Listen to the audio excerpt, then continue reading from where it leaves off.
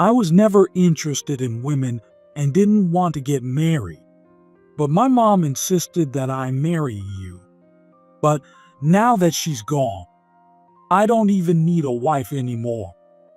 David hurled such insults at me, his wife. It was the day he returned from his business trip. A photo fell out of David's wallet. In the picture, David was with a woman in her 30s and a small boy, all smiling happily. It looked like a family photo. Folded with the photo was a piece of paper.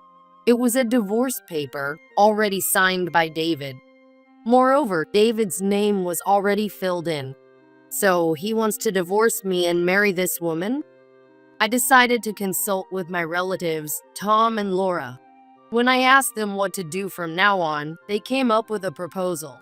While David was away for a week, I quickly submitted the divorce papers and carried out Laura's plan. Now I wondered how David would react when he returned to find our home completely changed. My name is Emily, and I'm a 45-year-old homemaker. I've been married into a prestigious family for over 20 years, but we don't have any children. The reason is that my husband, David, is the only son his parents had when they were older, and he likes to be the center of attention and dislikes kids. That said, from what I've seen, his parents are both good people and didn't seem to spoil him. It's just that David grew up with a possessive nature. I met David through a formal introduction. My first impression of him was that he didn't seem interested in women. Is this guy really serious about getting married? Looking at David, I hesitated about the marriage, thinking it was a rare, formal match even for that time. However, his mother, Mary, was an old acquaintance of my mom, and I had met her several times as a child. Mary, who seemed kind and gentle, really liked me. Mary took my hand and said gently, Emily, you will surely make David happy.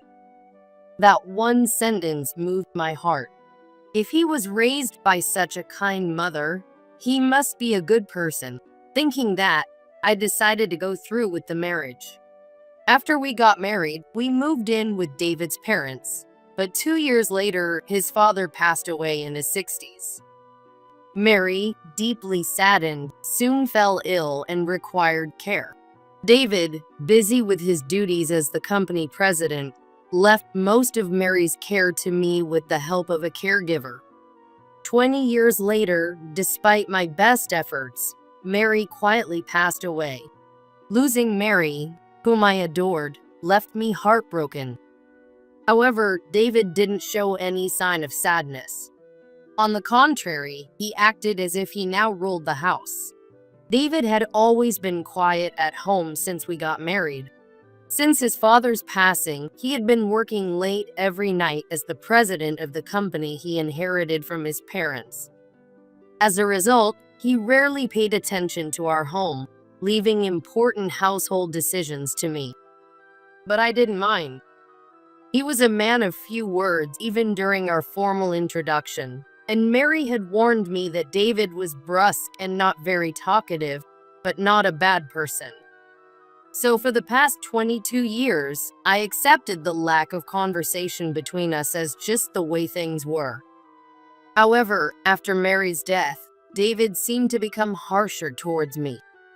Tasks he used to do himself, he now ordered me to do in a yelling tone. Hey, I'm about to take a bath. Why haven't you got my clothes ready? What? You usually do it yourself. Don't what me. You're my wife. It's your job to take care of me. Sure, I'm a homemaker, so maybe I should do these small tasks, but he never asked for such trivial things before. I wondered what suddenly changed, but I complied. Oh, right. Sorry. I quickly got David's clothes ready. Was he just being considerate because I was taking care of his parents before? Maybe he couldn't act this way in front of them. I was just confused by David's sudden change in behavior. Being home all the time, I didn't have any close friends to talk to. The only person I could confide in was Laura, who often visited me during weekdays. Laura is married to Tom, David's cousin. Tom's father is David's father's brother, but since Tom had kids first, he's 5 years older than David, making him 50. Laura, his wife, is 48 and older than me, and she's someone I can always rely on for advice. Today, Laura came over again while our husbands were at work. Seeing me at the door, Laura looked concerned and peered at my face. Emily, what's wrong? You look pale. I touched my cheek and widened my eyes. Really? I didn't notice. Have you been going through something tough lately? You can talk to me if you want. I definitely had complaints about David lately. I started to tell Laura about how David had changed since Mary passed away. I found myself venting, but Laura listened quietly. I'm sorry. I haven't been able to talk to anyone about this, so I just ended up unloading on you. It's okay. It sounds tough. It's hard to believe David, who was always so quiet, suddenly changed and got so short-tempered. Laura seemed to be thinking about something. Her husband, Tom, is the vice president at David's company, and he often talks about work at home. Maybe Laura was recalling some stories about David at work. Then she looked at me as if she had an idea. David. Well, he seems like the type who wants to be in charge. From what I've heard, that's how he is at work. Her words were a revelation to me. Really? At home, David never seemed that way, so I never noticed. What does it mean to want to be in charge? David usually just sat quietly reading the newspaper at home, so I never thought about what other sides he might have. When I told Laura this, she smiled slightly and said, I have a friend in a similar situation. When they live with their in-laws, some husbands push the care of their parents onto their wives and act quiet at home. But when the parents pass away, they suddenly start acting more domineering. You might want to be careful. Thinking about it, she might be right. David now fits that description perfectly. Thanks, Laura. I'm glad I talked to you. I'll keep that in mind when dealing with David from now on. Sure. If anything comes up, just let me know. Talking to Laura made me feel much better. That night, I was in a good mood, humming while doing housework. When David came home, he gave me a puzzled look. Why are you so carefree, humming and all? You're in a good mood. Hi, David. How was your day? David frowned even more, seemingly displeased with my cheerful response. Does it really bother him that much to see me in a good mood? Curious, I asked him. You seem upset. Did something happen? Nothing happened. I just get annoyed seeing you looking so carefree while doing housework. What? Why? I couldn't understand what he was saying. Is he really bothered by me doing housework as a homemaker for the past 22 years? Then David muttered something under his breath that left me speechless. You're useless now that we don't have kids, and you don't have to do any caregiving. So, he thought I was enjoying myself now that I wasn't caring for Mary anymore. We don't have kids because David didn't want them. I didn't know how to respond. If I said the wrong thing, it would only make things worse. I decided to take a deep breath and stay calm. Well, since I have more free time now, maybe I should look for a job. Hey, let me be clear. You're not allowed to take some part-time job around here. It would look bad for the wife of a wealthy household to be working part-time. David indeed started acting all high and mighty as soon as Mary passed away, just like Laura said. Moreover, he clearly wanted to show that he believed he was above everyone else. I realized once again that men really do seem to think they're number one when their parents are no longer around. If part-time is not okay, maybe I should look for a full-time position. I was about to say this, but then worried whether I could suddenly handle a full-time job after not working for 22 years. Seeing me hesitate, David started to berate me. I was never interested in women and didn't want to get married, but my mom insisted that I marry you. But now that she's gone, I don't even need a wife anymore. What? That's... Well, even the arranged marriage was just for appearances, since I was the next president. David took advantage of my silence to say whatever he wanted. This was beyond just acting high and mighty. Thinking about my future with David made me anxious, so I asked, "Does this mean you want me to leave?" No, I didn't say that. Anyway, I'm going on a business trip for a week starting tomorrow. Use that time to figure out what you can do. Why does David always have to speak so arrogantly? It's useless to argue with him. During the week David was away, I spent my time feeling uneasy. I even thought about divorcing him and going back to my mom. But I lacked the confidence to live on my own after the divorce. My mom raised me by herself, so I can't burden her now. While I was thinking this, my phone rang. Seeing it was my mom calling, I answered immediately. Emily, it's been a while. How have you been? I'm fine. Hearing my mom's voice after so long lifted my spirits a bit. My mom is currently working far away, making it hard to visit often. That's why she couldn't attend Mary's funeral. Mom and Mary were old friends, and she regretted not being able to attend. But now that her work has settled down, she'll be coming back soon. The thought of seeing my mom soon made me happy. I can't wait to see you, Mom. I'm looking forward to it. Me too. When I come back, I need to properly apologize to Mary. I'm really sorry I couldn't attend her funeral. There was a deep reason why my mom felt so strongly about Mary.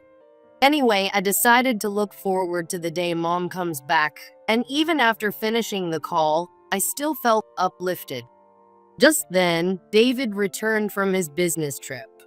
It was much later than planned, already past midnight. He had clearly been drinking and was stumbling around. Hey, I'm home. As soon as he said that, he collapsed in the hallway and fell asleep. I had no choice but to drape his arm over my shoulder and carry him to our bedroom. On the way, his wallet fell out of his pocket, so after getting him into bed, I picked it up. The wallet was open, with cash and cards sticking out. As I was picking them up and putting them back into the wallet, I noticed a small photo taken with an instant camera inside the wallet. Looking closer, I saw that it was a picture of David with a woman in her 30s and a small boy, all three of them looking happy together. It looked like a family photo.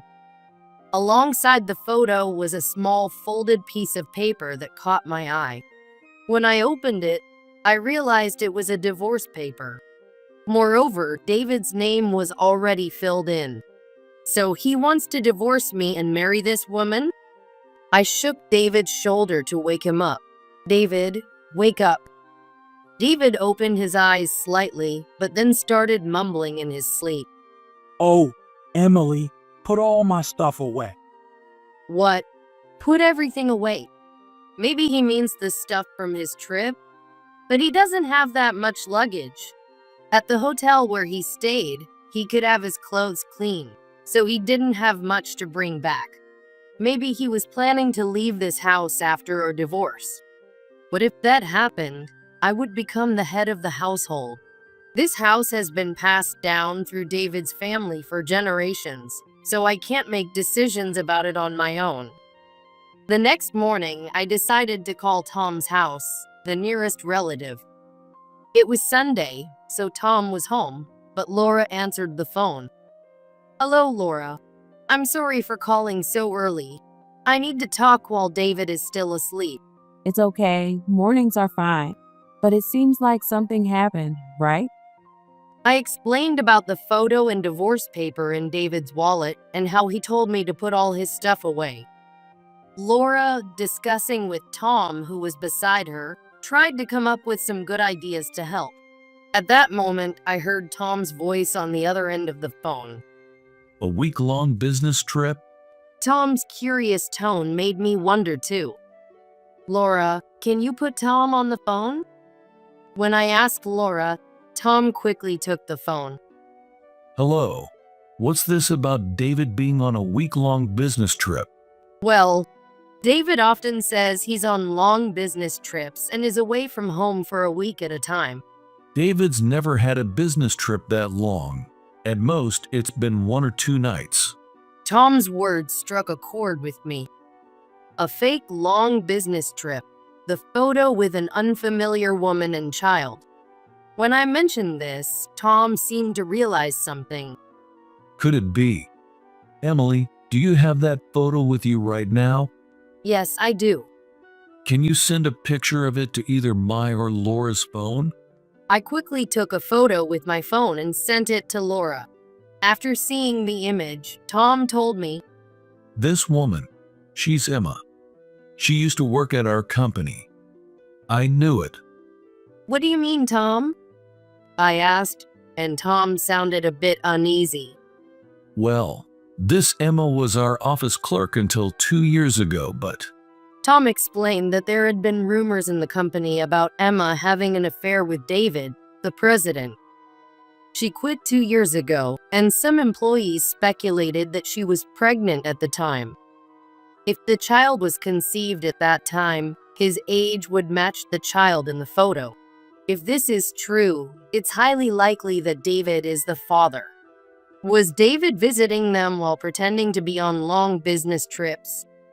Tom handed the phone back to Laura, thinking it would be better for women to discuss infidelity. Emily, are you okay? Stay strong. By the way, I have an idea. Laura gave me some advice on what to do next. She and Tom had already discussed matters regarding our house. Since Laura and I talked about everything regularly, our conversation flowed smoothly. Thank you, Laura. David will be away for a week starting the day after tomorrow, so I'll put the plan into action then. Yes, David would be gone for a week on his fake business trip starting the day after tomorrow. It was perfect timing for me, because my mom would be back in 3 days. I emailed my mom about David and Laura's suggestions. The next day, I started preparing David's luggage for his fake business trip starting the following day. Seeing this, David looked impressed. Wow, you can do it if you try. It would be great if you could always do things like this without being told. David didn't seem to remember what he said that night, likely because he was drunk. Oh, I forgot to mention, my mom is coming back the day after tomorrow. You won't be here since you'll be on your trip, but I'll pass along your regards. Oh, really? Your mom who had to go work far away. She even showed up to our wedding in such shabby clothes, looking so poor. David always insults my mom like that. She wasn't working away. He just assumed we were a poor family because I was raised by a single mother. I don't bother correcting him anymore.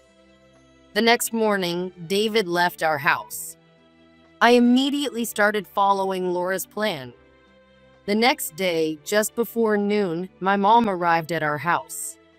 Laura, who wanted to see my mom, came over too, and the 3 of us decided to go out for lunch. Even though my mom was visiting, she was busy with her work and could only stay for today. She had to leave again tonight. I read your email. You've been through a lot, but the house is so tidy now. Yes, I'm sorry.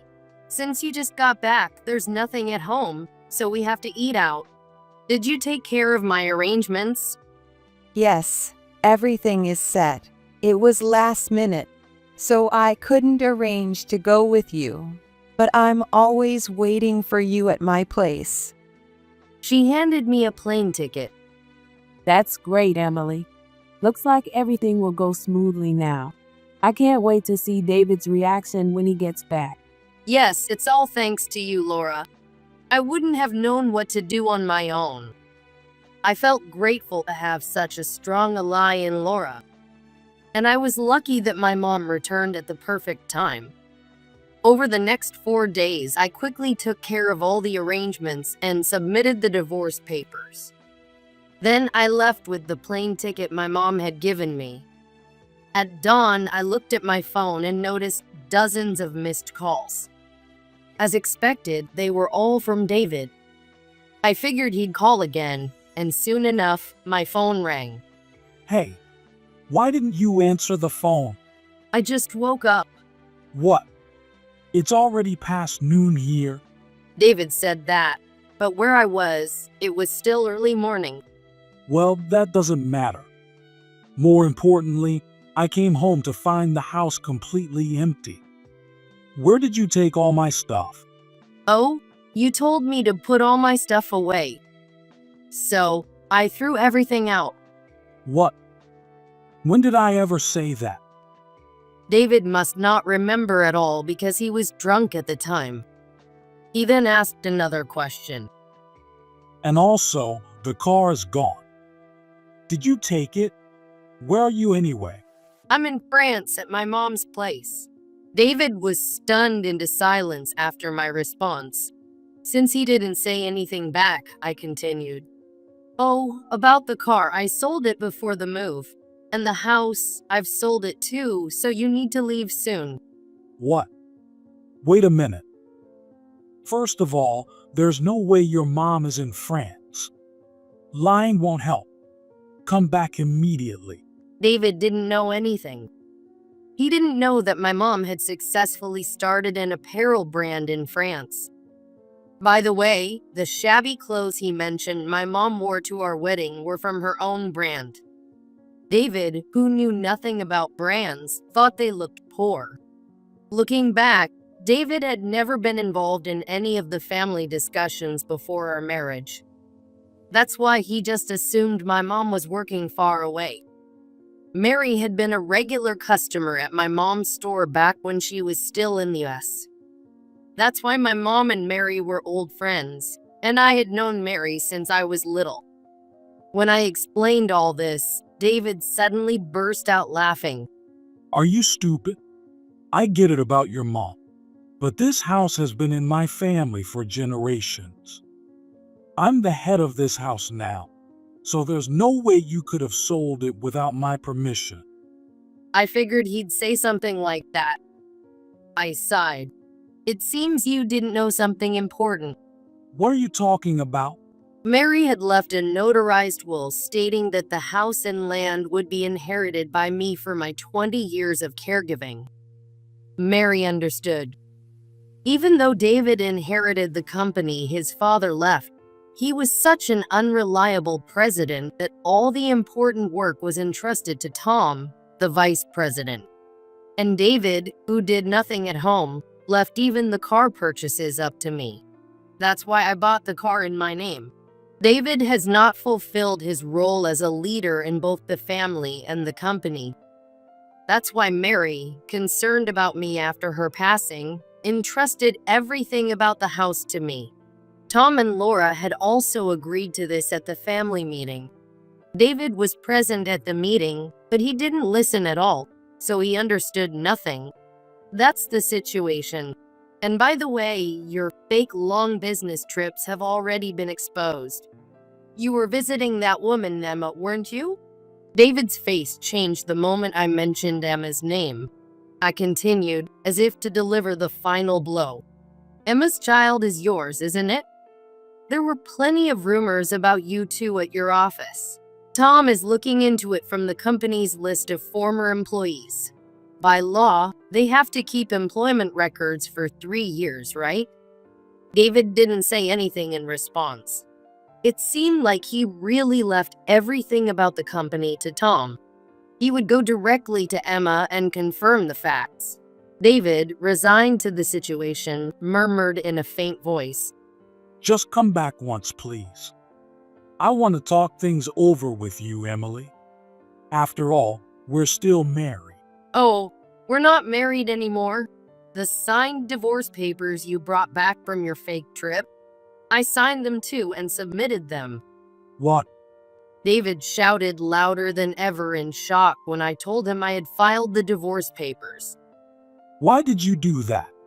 That was just to calm Emma down because she kept pestering me about when I get divorced. I never intended to divorce you. How could he have a child with another woman and not want a divorce? Knowing David, it's probably all about appearances. David wanted to keep up appearances by staying married to me while also keeping Emma happy. But I won't be manipulated by such thoughts anymore. Anyway, I still need to finalize the house sale and handle the division of assets. So, I'll return to the US once for that.